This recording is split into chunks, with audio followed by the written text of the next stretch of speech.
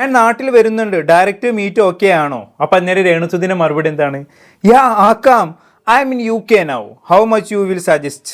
എന്നിട്ട് കണ്ടോളൂ, രേണു ചേച്ചി തൊട കാണിച്ചിരിക്കുന്ന സ്റ്റോറി കണ്ടിട്ട് മൂപ്പര് അതിന് ഉമ്മ വെക്കുന്ന സ്മൈലീസൊക്കെ അയച്ചു കൊടുത്തിട്ടുണ്ട്. രേണു ചേച്ചി അതിന് ഹാർട്ടും കൊടുത്തിട്ടുണ്ട്. അപ്പൊ അതിന് മൂപ്പര് കൊടുത്ത മറുപടി എന്താണ്? എടോ ഡയറക്റ്റ് മീറ്റിന് എത്രയാകുമെന്ന് പറഞ്ഞില്ല. ഉഫ്. അപ്പൊ അതിന് രേണു ചേച്ചിയുടെ മറുപടി ഒക്കെ നിങ്ങള് പ്ലീസ് കോൺടാക്ട് മൈ മാനേജർ.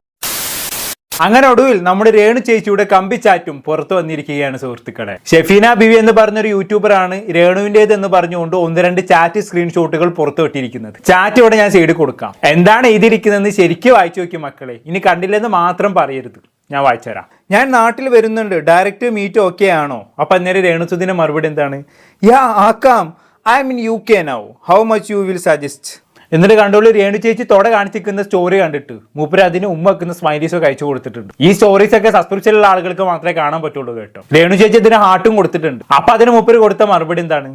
എടോ ഡയറക്റ്റ് മീറ്റിന് എത്രയാകുമെന്ന് പറഞ്ഞില്ല. ഉഫ്. അപ്പൊ അതിന് രേണു ചേച്ചിയുടെ മറുപടി ഒക്കെ നിങ്ങള് പ്ലീസ് കോൺടാക്ട് മൈ മാനേജർ എന്നൊക്കെ. ഓ, പിന്നെ ഇതാ അടുത്ത തൊട കാണിച്ചുകൊണ്ടിരിക്കുന്ന സ്റ്റോറിയിൽ മൂപ്പര് എന്തോ ഇമേജ് കൊടുക്കുന്നത്. എന്തായാലും രേണു ചേച്ചി സബ്സ്ക്രിപ്ഷനിലുള്ള ആളുകൾക്ക് ഫുൾ തൊട കാണിച്ചിട്ടുള്ള സാധനങ്ങളാണ് മക്കളെ കാണിച്ചു കൊടുക്കുന്നത്. അത് ഈ ചാറ്റിൽ തന്നെ നിങ്ങൾക്ക് മനസ്സിലാക്കാൻ പറ്റും. എന്നാൽ എവിടെ വരെ എത്തി കാര്യങ്ങളൊന്ന് നോക്കി നിങ്ങൾ ഏതൊരു ഞരമ്പര് നേരിട്ട് കാണാൻ പറ്റുമോ എന്ന് രേണുസുതിയോട് ചോദിക്കുന്നു. റേറ്റ് എത്രയാണെന്ന് ഇത് ചോദിക്കുന്നു. അപ്പൊ രേണു പറയുന്നു മാനേജറെ കോൺടാക്ട് ചെയ്തോളാൻ, ഡയറക്റ്റ് ഡീലില്ല, മാനേജർ വഴിയാണ് കച്ചവടം ഉറപ്പിക്കുന്നത്. സംഗതി എല്ലാവർക്കും മനസ്സിലായല്ലോ അല്ലെ? നേരിട്ട് കാണാൻ പറ്റുമോ, റേറ്റ് എത്രയാണെന്നൊക്കെ ചോദിക്കുമ്പോ അതെന്തിനാണെന്ന് ഞാൻ ആർക്കും പ്രത്യേകിച്ച് പറഞ്ഞേണ്ട ആവശ്യമില്ലല്ലോ അല്ലെ. എന്തായാലും ഈ ഒരു തറ ലെവലിലേക്ക് രേണു ചേച്ചി പോകുമെന്ന് ഞാൻ വിചാരിച്ചിരുന്നില്ല. സംഗതി ഓൺലൈൻ വഴി ശരീര വിൽപ്പന തകൃതിയായി നടക്കുന്നുണ്ടെങ്കിലും അതൊരു മാംസ കച്ചവടത്തിലേക്ക് എത്തുമെന്ന് ഞാൻ കരുതിയിരുന്നില്ല. എന്തായാലും കാര്യങ്ങളൊക്കെ കൈവിട്ട് പോയിന്ന് പറഞ്ഞാൽ മതിയല്ലോ. പക്ഷെ ഈ ചാറ്റിലൊന്നും ഉള്ളതല്ല മക്കളെ, ഇതിനും വലുത് നടക്കുന്നുണ്ട് എന്നുള്ളതാണ് ഷെഫീന ബീവി പറയുന്നത്. എല്ലാം കൂടി പുറത്തു വിട്ട പിന്നെ രേണു ചേച്ചിനെ എടുക്കാനുണ്ടാവില്ല മക്കളെ. അങ്ങനെയാണ് ഷെഫീന ബീവി പറയുന്നത്. നമുക്ക് എന്തായാലും ഷെഫീന ബീവി പറയുന്നത് എന്താണെന്നുള്ളതൊന്ന് കേട്ടോക്കാം. ഇത് ഇവിടെ പബ്ലിഷ് ചെയ്യുന്നതിന്റെ ഒരു റീസൺ പലരും ചോദിച്ച കാര്യമാണ്, എന്താണ് നിങ്ങളിൽ എന്ത് തെളിവാണ് ഉള്ളത്? ഇതിനേക്കാൾ തെളിവുകൾ ഉണ്ട്, അതൊന്നും എനിക്ക് പബ്ലിഷ് ചെയ്യാൻ പറ്റില്ല. എന്റെ ചാനലിന് പ്രോബ്ലം വരും. കാരണം അറിയാലോ, ന്യൂഡിറ്റി ഒന്നും പബ്ലിഷ് ചെയ്യാൻ പറ്റുന്ന സാധനമല്ല.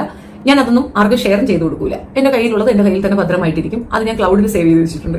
സച്ച് ഇൻ കേസ് എന്തെങ്കിലും ഒരു ആവശ്യം വരണമെങ്കിൽ പോലീസിനൊക്കെ ആക്സസ് ചെയ്യാൻ പറ്റുന്ന സാധനങ്ങൾ ഞാൻ ക്ലൗഡിൽ സേവ് ചെയ്ത് വെച്ചിട്ടുണ്ട്. കേട്ടല്ലോ, ഇപ്പൊ പുറത്തുവിട്ട ചാറ്റൊക്കെ ചെറുത്, ഇതിനും വീര്യം കൂടിയ സാധനം കയ്യിലുണ്ട്. അതായത് ന്യൂഡിറ്റി വരെ തന്റെ കയ്യിലുണ്ട് എന്നുള്ളതാണ് ഷെഫീന ബീവി പറയുന്നത്. ഞാൻ നേരത്തെ പറഞ്ഞ പോലെ തന്നെ ഈ ചാറ്റിൽ തന്നെ നിങ്ങൾ കണ്ടില്ല, സ്വന്തം കാറിന്റെ ഫോട്ടോ ഒക്കെയാണ് ചേച്ചി എടുത്ത് സ്റ്റോറി ഇടുന്നത്. എല്ലാവർക്കും വേണ്ടിയല്ല കേട്ടോ, സബ്സ്ക്രിപ്ഷൻ എടുത്തവർക്ക് വേണ്ടി മാത്രം. മാർക്കറ്റിൽ രേണുസുദിന്റെ കാലിന് നല്ല ഡിമാൻഡ് ആണ് പോലും. ഒരു വീഡിയോ കണ്ടോക്കാം. കാലിന്റെ വീഡിയോസ് ഇടി ചേച്ചി തന്നെയാണ് എന്റെ ഇഷ്ടപ്പെടുന്നവർ പറഞ്ഞത്.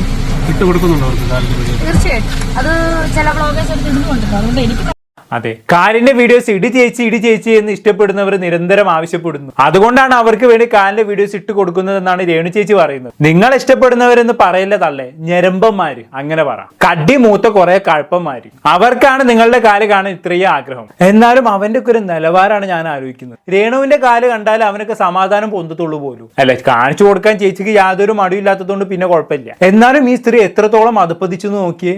ഒരു കാലത്ത് ഞാനൊക്കെ ഇവരെ സപ്പോർട്ട് ചെയ്തിരുന്നല്ലോ എന്ന് ആലോചിക്കുമ്പോൾ എനിക്ക് തന്നെ എന്നോട് പുച്ഛം തോന്നുന്നു. മറ്റേ ലക്ഷ്മി നക്ഷത്ര സുധീനെ വേർപ്പ് കൊണ്ടുണ്ടാക്കിയ പെർഫ്യൂമും കൊണ്ട് രേണുവിനെ കാണാൻ പോയില്ലേ, അവിടെയും തൊട്ടാണ് എല്ലാത്തിനും തുടക്കം എന്ന് പറയേണ്ടി വരും. പിന്നീട് ഇന്റർവ്യൂകളിൽ തുടങ്ങിയ ആൽബങ്ങളിലെത്തി, അവിടെ നിന്നും ബിഗ് ബോസിലേക്ക് പോയി, തിരിച്ചു വന്ന് ദുബായിൽ പോയി ക്യാബറ കളിച്ചു. ഇപ്പൊ അതാ ഓൺലൈൻ വഴി ശരീര വിൽപ്പനവും തുടങ്ങി. കാലും വയറും തുടയും മുലയും ഒക്കെ യഥേഷ്ടം കാണിച്ചു കൊടുക്കപ്പെടും. വെറും 159 രൂപ കൊടുത്താൽ മാത്രം മതി. ഇനി അതും പോരാ, നേരിട്ട് കാണണമെന്നുണ്ടെങ്കിൽ മാനേജർ കോൺടാക്ട് ചെയ്തോളി, എല്ലാം സെറ്റാക്കി തരും. ഗതികേടും ദാരിദ്ര്യവും പറഞ്ഞാണ് ഒരു കാലത്ത് രേണു സുധിയും കുടുംബവും മലയാളികളെ മുതലെടുത്തിരുന്നത്. സുധി മരിച്ചതിന് ശേഷം ഒരു സഹതാപ തരംഗം തന്നെ ഇവിടെ ഉണ്ടായിരുന്നു. അങ്ങനെ ഇഷ്ടംപോലെ പൈസ ഇവരുടെ കയ്യിലേക്ക് ഒഴുകിയത്. എന്തിനു പറയുന്നു, നല്ലൊരു വീട് വരെ ഫ്രീ ആയിട്ട് കിട്ടി. ഒരുപാട് ആൾക്കാർ ഇവരെ സഹായിച്ചവർക്കൊക്കെ പിന്നീട് ചേച്ചിന്റെ തനിഗുണം കാണാൻ പറ്റി, അത് വേറെ കാര്യം. നന്ദികേടിന്റെ ഒരു ആൾരൂപം ഉണ്ടെങ്കിൽ അത് രേണുസുധി തന്നെയായിരിക്കും. അതിനെക്കുറിച്ചൊക്കെ നമ്മൾ ഒരുപാട് ഡിസ്കസ് ചെയ്തതാണ്. എന്തായാലും ഒരു കാലത്ത് ഇങ്ങനെ മറ്റുള്ളവർ അയച്ചു കൊടുക്കുന്ന പൈസ കൊണ്ട് ജീവിച്ച ആൾക്കാരാണ്. പിന്നീട് പക്ഷേ ആൽബവും മറ്റു പരിപാടികളും ഒക്കെയായി രേണു തന്നെ അത്യാവശ്യം പൈസ ഉണ്ടാക്കാൻ തുടങ്ങി. അതിനിടയിൽ ബിഗ് ബോസിലും പോയി. ബിഗ് ബോസിൽ നിന്നും ചവിട്ടി പുറത്താക്കിയതിനു ശേഷം ഇടയ്ക്കിടെ ദുബായ് വിസിറ്റ് ചെയ്യാൻ തുടങ്ങി. അങ്ങനെ പല അപരാധങ്ങളും ചെയ്തു. അത്യാവശ്യം നല്ല പൈസ രേണുസുധി തന്നെ ഉണ്ടാക്കി വെച്ചിട്ടുണ്ട്. അതായത് പണമില്ലാത്തത് കൊണ്ടും ഗതികേട് കൊണ്ടുമാണ് സബ്സ്ക്രിപ്ഷൻ പരിപാടി തുടങ്ങിയതെന്ന് പറയാൻ പറ്റില്ല എന്നർത്ഥം. ഇത് വെറും കഴുപ്പ്,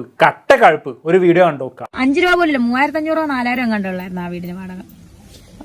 ഇപ്പൊ രേണു എത്ര രൂപ, അല്ലെങ്കിൽ ഇപ്പൊ രേണുവിന്റെ കുടുംബം മൊത്തത്തിൽ താമസിക്കാൻ അല്ലെങ്കിൽ ജീവിക്കാൻ ഒരു മാസം എത്ര രൂപ ചെലവുണ്ട്? എനിക്ക് എന്നോട് സത്യം പറഞ്ഞില്ല, ഇപ്പൊ ഞാൻ ഹരിക്കാനും കുണിക്കാനും അറിയത്തില്ല. എനിക്ക് ഉള്ള കാര്യം കണക്ക് എനിക്ക് അറിയത്തില്ല. അങ്ങനെയൊക്കെ ചോദിച്ചാൽ എനിക്ക് അറിയില്ല. എനിക്ക് അറിയില്ലടാ ഇതെല്ലാം ചെയ്യുന്നത്. ഇപ്പൊ എന്നെ സംബന്ധിച്ച് ഇപ്പം ഞാനല്ല വീട്ടു കാര്യങ്ങൾ നോക്കുന്ന ഞാനല്ല. പിന്നെ ഒരു കാര്യം പറയട്ടെ, ഞാൻ പൈസ കൊടുക്കും.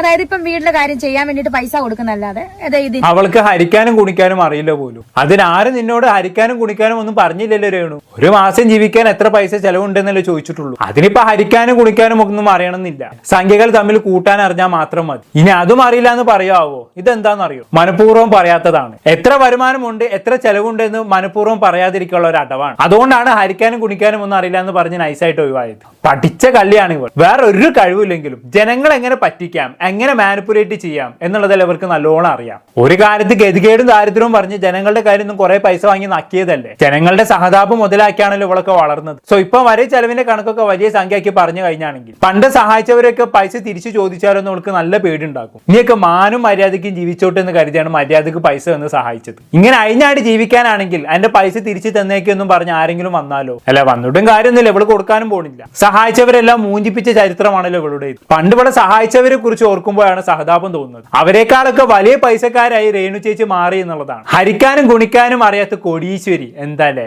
ഇത്രയും നാണം കെട്ട ഒരു സ്ത്രീ കേരളത്തിലെ ജനങ്ങളെ ഇത്രത്തോളം പറ്റിച്ച ഒരു സ്ത്രീ വേറെ ഉണ്ടാവില്ല. കോഴിക്കാലിനേക്കാളും ഇപ്പൊ ഡിമാൻഡ് രേണുക്കാലിനാണെന്ന് പറഞ്ഞു കഴിഞ്ഞാണെങ്കിൽ എവിടെ എത്തി കാര്യങ്ങളൊന്നും ആലോചിച്ച് നോക്കി. പൈസ എടുത്ത് സബ്സ്ക്രിപ്ഷൻ എടുക്കുന്നവർക്ക് അവരാവശ്യപ്പെടുന്ന ശരീരഭാഗങ്ങൾ ഫോട്ടോയും വീഡിയോയും ഒക്കെ ആയിട്ട് അയച്ചു കൊടുക്കുന്നു. ഓൺലൈൻ വഴി ശരീര വിൽപ്പനയാണ് നടക്കുന്നത്. മാംസ കച്ചവടമാണ്. അല്ലാതെ ഈ പരിപാടിയൊക്കെ വേറെ എന്ത് പേരിട്ടാണ് വിളിക്കുക? ദാരിദ്ര്യം പിടിച്ച കുറെ ഞരമ്പന്മാരും അവരെ മുതലാക്കാൻ രേണു സുധിയെ പോലുള്ള കുറെ തള്ളകളും. എന്തൊരു അവസ്ഥയാണല്ലേ. പണ്ട് മീൻ കച്ചവടം ചെയ്ത് ഫേമസ് ആയി പിന്നീട് ബിഗ് ബോസിലേക്ക് പോയി വന്നൊരു പെണ്ണുണ്ടല്ലോ, ഹനാനി. അവള് രേണു സുധിയെ കുറിച്ച് കുറച്ച് കാര്യങ്ങളൊക്കെ പറഞ്ഞിട്ടുണ്ടായിരുന്നു. അന്ന് കേട്ടോക്കാം. കാര്യം എന്താന്ന് വെച്ച് കഴിഞ്ഞാൽ ഇവള് മറ്റേ എന്താ പറയാ ഒരു പയ്യനായിട്ട് അവിടെ ബന്ധമുണ്ടായിരുന്നു നാട്ടില്.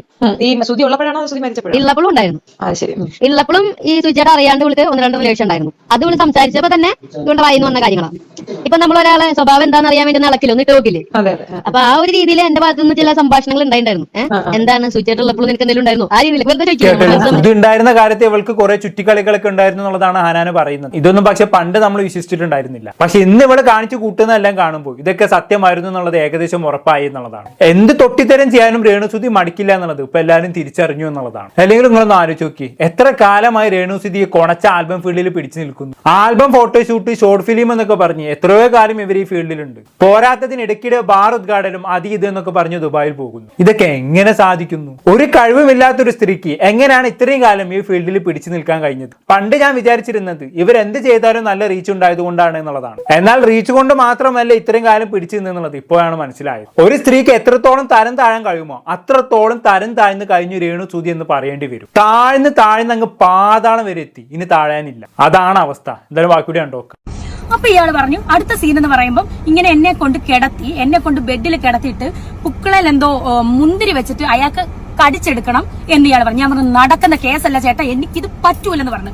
പറ്റൂല. ആദ്യം ഞാൻ മിതത്വമായിട്ടാ പറഞ്ഞു, പറ്റൂല ചേട്ടാ പ്ലീസ്, എനിക്ക് പറ്റൂല. ഇവളുടെ പൊക്കളിൽ മുന്തിരി വെച്ച് കടിക്കണം പോലും. അതിനും നല്ലത് കുറച്ച് പിണ്ണാക്കി വെച്ച് പശുവിനെ കൊണ്ട് തീറ്റിക്കുന്നതല്ലേ. പശുവിന് വയറും നിറയും, കാക്കന്റെ കടിയും തീരും. എന്നാലും പൊക്കളിൽ മുന്തിരി വെച്ച് തിന്ന സീനൊക്കെ ചെയ്യാൻ പറ്റില്ല എന്ന് രേണുസുധി പറഞ്ഞു എന്നൊക്കെ പറഞ്ഞാൽ അങ്ങോട്ട് വിശ്വസിക്കാൻ പറ്റുന്നില്ല അല്ലേ. അല്ല, ചേച്ചി ഇതിനും വലുത് ഇവിടെ ചെയ്യുന്നുണ്ട്. സബ്സ്ക്രിപ്ഷനിൽ പോയി അഴിഞ്ഞാടുന്നുണ്ട്, മാനേജർ വഴി വേറെ കച്ചവടം ഉറപ്പിക്കുന്നുണ്ട്, പിന്നെയാണ് ഒരു പൊക്കളിൽ മുന്തിരി. ഇതൊക്കെ രേണു ചേച്ചിയെ സംബന്ധിച്ചിടത്തോളം പൂ പറിക്കുന്ന അത്രയും സിമ്പിൾ അല്ലേ. ദാസേട്ടന്റെ കൂടെ ആയിരുന്നെങ്കിൽ ചേച്ചി ഇതും ഇതിനപ്പുറം ചെയ്യുമായിരുന്നല്ലോ. ഇതിപ്പോ എന്നാ പറ്റി? അവര് തന്ന പൈസ കുറച്ച് കുറഞ്ഞു പോയോ, അതോ നായകന് ഗ്ലാമർ പോരെ? എന്തായാലും മലയാളികൾക്ക് ഇതിനും വലിയൊരു നഷ്ടം ഇനി വരാനില്ല. ചേച്ചിന്റെ പൊക്കള് മുന്തിരി വെച്ച് തിന്നുന്ന ഒരു സീന് കാണാൻ കഴിഞ്ഞില്ലല്ലോ, വല്ലാത്തൊരു നഷ്ടം തന്നെ. എന്തായാലും കൂടുതലൊന്നും ഞാൻ പറയുന്നില്ല. എന്താണെന്നിട്ട് നിങ്ങൾക്ക് തോന്നുന്നത് താഴെ കമന്റ് ബോക്സിൽ രേഖപ്പെടുത്തുമല്ലോ. അടുത്തൊരു ടോപ്പിക്കുമായി വീണ്ടും കാണാം.